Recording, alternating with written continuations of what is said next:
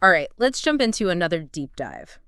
Today, we're going headfirst into a topic that's always gotten those brain cells firing, free will versus determinism. Yeah, a real classic. Have you ever, stopped and wondered if you're actually the one calling the shots in your life?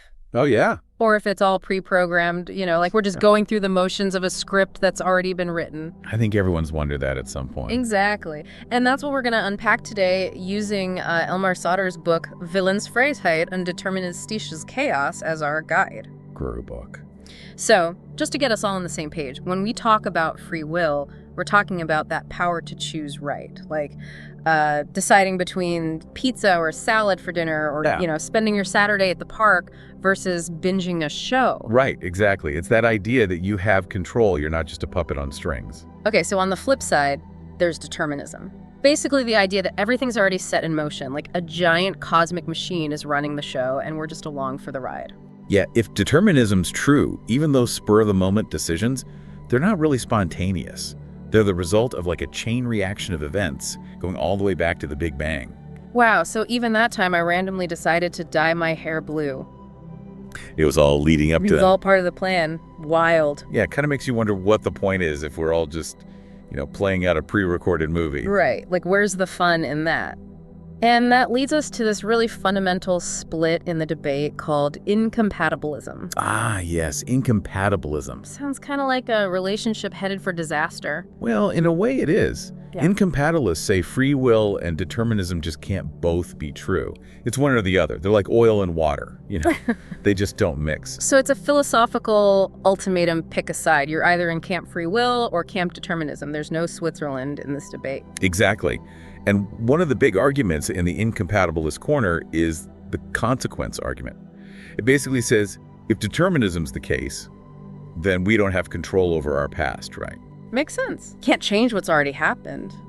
And we don't have control over the laws of nature, obviously. Gravity's gonna gravity. So because of that, we can't truly have control over our actions right now in the present either. Okay, I'm gonna need you to break that down a bit more. How does no control over the past mean no control right now? Let's say you're deciding if you should be honest or tell a little white lie in some situation. If determinism's true, that decision was already set in motion way before you were even born by a bunch of stuff you had zero control over. Genes, how you were raised, the whole shebang, they all add up to that decision. So it's like saying that even when we really think we're making a choice, it's actually just a domino effect. The outcome was set from the very beginning. That's the gist of the consequence argument. And it raises some pretty big questions. If we're not really responsible for our actions, how can we blame people for doing something wrong? Does that even make sense? Right. Does guilt even exist in a deterministic world? It's a bit unsettling, to say the least. Those are exactly the questions that keep those hard determinists up at night. Hard determinists? That sounds pretty intense. They're the ones who really take that consequence argument to heart. They're like, yep, free will is a total illusion. Everything's predetermined. We might feel like we're choosing, but it's all an elaborate cosmic play. So basically, we're all just passengers on this predetermined train going wherever the tracks lead. No steering wheel, no brakes, just destiny doing its thing. That's pretty much it. But hey, not all incompatibilists are on board with that whole hard determinism thing. There's another group, the Libertarians. Ah, the rebels of the philosophy world, fighting for freedom against the tyranny of determinism. You got it. They're like, free will is essential to what makes us human. Determinism can't be true. They believe we have the power to choose, that we're not just puppets of fate. Okay, so we've got the incompatibilists, the hard determinists saying free will's a myth, and the libertarians saying determinism's got it all wrong. But I'm sensing there's more to this story, right? Surely there are other folks with different takes on this whole debate? You bet. And maybe the most intriguing of the bunch are the compatibilists. Compatibilists. They sound like the peacemakers trying to find some kind of compromise between these two totally opposite sides. That's a pretty good way to put it. Compatibilists are those who say, hold on, maybe free will and determinism aren't actually enemies. What if they can both be true? They think the whole fight is based on us misunderstanding what free will actually is. So they're saying we've been thinking about free will the wrong way this whole time. In a way, yeah. They're saying true freedom isn't about having unlimited options or breaking the laws of physics. It's about acting based on what you want and what motivates you, even if those wants and motivations come from stuff that happened before. Okay, now my brain's starting to hurt a little. How can our choices be both free and predetermined? It's like trying to square a circle. Picture this. You're at a fork in the road, right? You can go left or right. Hmm? Compatibilists would say that even if your choice is ultimately caused by a whole bunch of stuff, your personality, past experiences, what kind of mood you're in, it's still your choice. Nobody's forcing you down one path or the other. So it's like saying, yeah, there might be a script, but you get to decide how to play your part. Exactly. It's like you have agency even within a determined world. You might not be picking from infinite choices, but you're choosing from the options you've got based on who you are and what you want. This compatibilism thing is really making me think. So they're basically saying free will is less about being totally free and more about doing what feels right to you, even if those feelings are kind of pre-programmed. You got it. It's a tricky view, and it definitely has its critics. But it's a pretty cool attempt to bring those two big ideas, free will and determinism, together. Well, I think we've definitely dipped our toes into some deep waters here today. We've tackled the big ideas of free will and determinism, met the hard determinists and libertarians who are totally at odds, and even gotten a taste of that more nuanced compatibilist view. It's a lot to take in. My brain needs a little recharge after all that. Welcome back to the deep dive, folks. We're picking up right where we left off, exploring the wild world of free will versus determinism. Still a bit mind-boggling, right? Hey, absolutely. Last time we were getting into compatibilism, that idea that maybe, just maybe, free will and determinism aren't mortal enemies after all. Yeah, they're trying to find a way for those two to get along somehow. Exactly.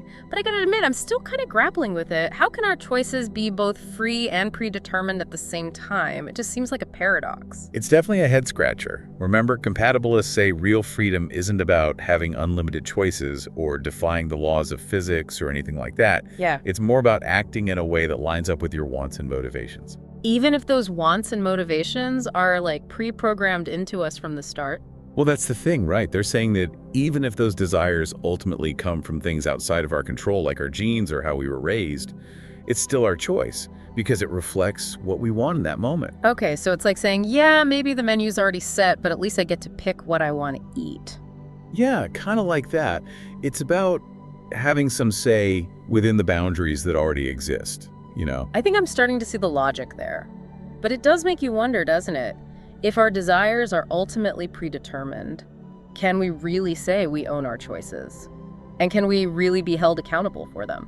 Those are big questions for sure, especially when you think about how they affect our ideas of morality and justice. You know, like if nobody's really guilty because their actions were already decided beforehand, what does that do to our whole concept of punishment? Yeah, it kind of throws a wrench into the whole system, doesn't it? Makes you wonder if we need a totally different way of thinking about justice. That's something Soder actually talks about in the book. He brings up this idea of a measures-based legal system. Measures-based. That sounds intriguing. Yeah, it's basically saying instead of focusing on punishment and blame like our current system does, what if we shifted gears and focused on rehabilitation and figuring out the root causes of harmful behavior? So it's less about holding individuals responsible for their actions and more about trying to understand why they did what they did and how to prevent it from happening again. Exactly. It's a more proactive approach, you could say, one that acknowledges that even if people aren't ultimately responsible in the traditional sense, we still need to find ways to keep society safe and help people make better choices. That's a really interesting idea. It definitely challenges the way we typically think about justice and accountability, though I can imagine it would be a pretty tough sell to get people to completely change their worldview like that. Oh, absolutely. Remember that story Soder told about the Victorian lady who freaked out when she heard about Darwin's theory of evolution? The one who said, "Let's hope it's not true, and if it is, let's hope nobody finds out." Oh yeah, classic case of denial. It just goes to show how resistant we can be to changing our deeply held beliefs, even when faced with compelling evidence. It's like we'd rather stick our heads in the sand sometimes than confront uncomfortable truths. Definitely. But sometimes those uncomfortable truths can lead to some pretty profound shifts in our understanding, right? Like maybe this whole determinism thing, even if it's unsettling, could ultimately lead us to a more compassionate and understanding approach to justice. That's a really good point. Maybe by letting go of this need to assign blame, we can actually create a more just and humane society. But hey, before we get too deep into the social and legal implications of all this... Right, back to philosophy. Exactly. Let's circle back to the heart of the debate. We've talked about incompatibilism, but we haven't really given the libertarians their due, those champions of free will. Yeah, the diehards who insist we're not just puppets on strings. Exactly. For them, the key to the whole thing is this idea called indeterminism. It's the belief that there has to be some element of randomness or chance in the universe for genuine choice to even exist. So they're saying that a little bit of cosmic chaos is actually a good thing when it comes to free will. Exactly. Without that randomness, they argue our choices are just illusions, pre-programmed outcomes determined by fate. But if there's some unpredictability in the mix, then our choices can be truly free, unconstrained by that chain of cause and effect. I see. So a sprinkle of chaos is like the secret ingredient for free will. You could say that. They believe that we're not just passive bystanders in the universe reacting to forces we can't control. We have the power to step in, shake things up, and make choices that defy the predetermined script. That's a pretty powerful image, but how do they explain how that randomness actually translates into meaningful choices? It can't just be like flipping a coin every time we make a decision, right? Well, that's where this idea of agent causation comes in. Libertarians say that our conscious selves, as agents, have this unique ability to initiate new chains of events. It's like we have this special power to break free from the deterministic flow of things. So it's not just pure randomness dictating our actions, but our conscious intentions that introduce that element of choice. Exactly. It's like saying our minds have this wildcard power, something that can defy the predetermined script and make things happen that weren't supposed to. That's a pretty bold claim, but I remember you saying agent causation has its critics. What are their main gripes with it? One of the big ones is that it doesn't really explain anything. It's basically saying we have free will because our minds are special and can do things that break the rules of cause and effect. But how exactly does this wildcard power work? What's the mechanism? It feels a bit like waving a magic wand and saying, poof, free will. So it's more like a placeholder for something we don't understand than a real explanation. Kind of like saying, we have free will because, well, just because. Yeah, pretty much. And it makes you wonder if saying our choices come from some mysterious agent power is really that different from saying they're predetermined by fate. Both explanations kind of leave us in the dark about how choices actually happen. That's a good point. It seems like we're still left with a pretty big mystery. And it brings up another question. Does randomness really equal control? If our choices are ultimately random, are they really ours? That's a really important point. It's like saying you're free to choose any door you want, but first we're going to spin you around blindfolded a few times. You might end up somewhere unexpected, but was it really a choice? It seems like real control involves some kind of intention, a reason behind our actions. Otherwise, we're not really in control, just being pushed around by chance. It's like that old saying, free will without purpose is like a ship without a rudder. You can sail wherever the wind takes you, but are you really in charge if you have no destination in mind? Exactly. It raises a really interesting question. Even if there's randomness in the universe and our minds can tap into that randomness to make choices, do those choices actually mean anything if they're not driven by our values, goals, and desires? The things that make us who we are. It's a tricky puzzle for sure. It seems like the deeper we go into this debate, the more complex it gets. We're definitely down the rabbit hole now. Yeah. We've wrestled with compatibilism, tried to wrap our heads around agent causation, and even questioned whether randomness is all it's cracked up to be when it comes to free will. My brain's definitely feeling the workout. Welcome back, deep divers. We're in the final stretch of our exploration into free will versus determinism. This whole deep dive has really gotten me thinking about choice in a way I never had before. It's one of those questions that never gets old. It really gets to the core of what it means to be human. Are we really in control, or are we just playing out a script that's already written? Exactly. And so far, we've heard from a whole bunch of different perspectives. We've met those hard determinists who say free will's an illusion, the libertarians who are like, no way, we're totally free, and even the compatibilists who are trying to find that middle ground where both ideas can coexist. And we've gotten into some pretty wild concepts along the way, like the consequence argument, agent causation, even that idea of a measures-based legal system. It's been a real whirlwind. My head's still spinning a bit, to be honest. But before we wrap things up, I'm wondering if there are any other interesting angles on this debate that we haven't touched on yet.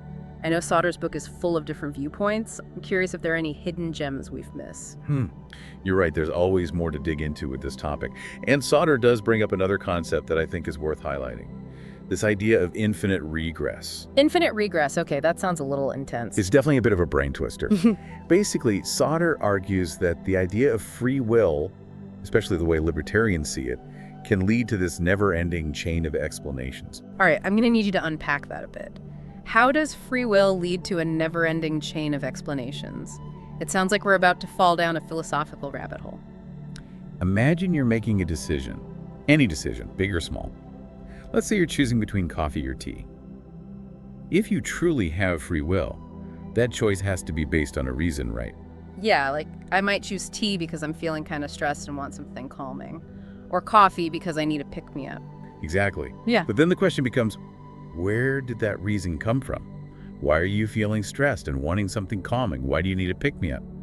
Those reasons themselves must have come from some earlier choices or experiences, which came from even earlier ones, and so on. So it's like a chain of reasons that goes back forever, kind of like those Russian nesting dolls. You open one and there's another one inside and another and another.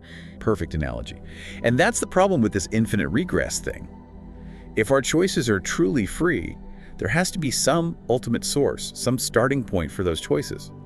But if every choice is based on a previous one, we end up with this endless chain and never actually find the true origin. So it's a bit like the chicken or the egg dilemma, but on a philosophical level. It seems like this infinite regress problem could really throw a wrench in the whole libertarian argument for free will. It definitely presents a challenge.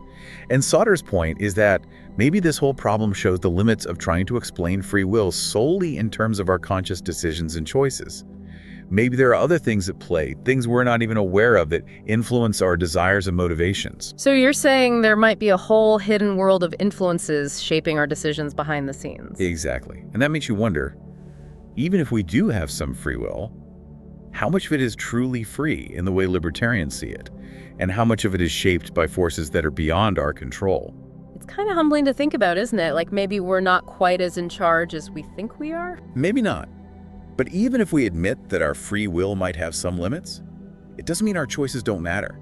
We still have the power to think about our desires and motivations, to question our assumptions, and to try to make choices that line up with our values and what we want to achieve. So it's not about whether we're completely free or not, but about making the most of the freedom we do have. Exactly. At the end of the day, the whole free will versus determinism debate might never have a clear winner. But what really matters is how we choose to live our lives, knowing that this debate exists. Do we embrace our agency and try to shape our own future, or do we just give in to the idea that we're puppets of fate?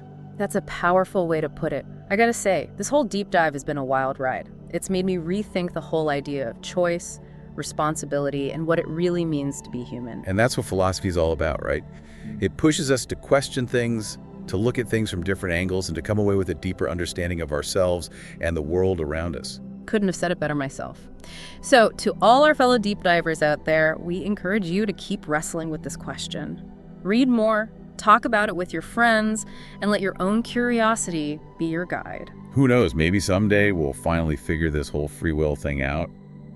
But even if we don't, the journey itself is definitely worth it. Well said.